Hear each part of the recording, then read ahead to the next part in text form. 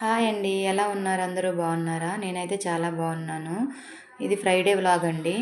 ముందు రోజు గురువారం రోజు మాకు అక్కడ మార్కెట్ అవుతుందండి, కూరగాయల మార్కెట్. ఆ మార్కెట్‌లో కూరగాయలన్నీ తీసుకొచ్చేసాను. నైట్ తీసుకొచ్చాము.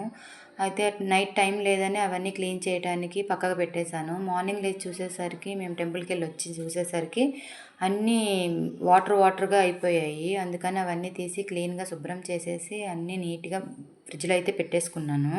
నేనెప్పుడూ కూరగాయల్ని మార్కెట్ నుండి తెచ్చిన వెంటనే ఫ్రిడ్జ్‌లో పెట్టను. ఎందుకంటే అలా పెడితే పాడైపోతాయి.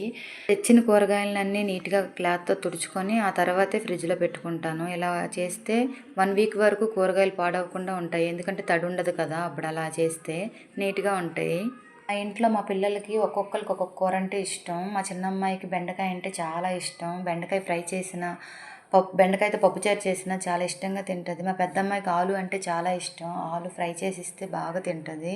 బీట్రూట్స్ ఏంటి ఇన్ని తీసుకుంది అని అనుకుంటున్నారా? మా చిన్నమ్మాయికి చాలా ఇష్టం అండి. ఫ్రై చేస్తే బాగా తింటది.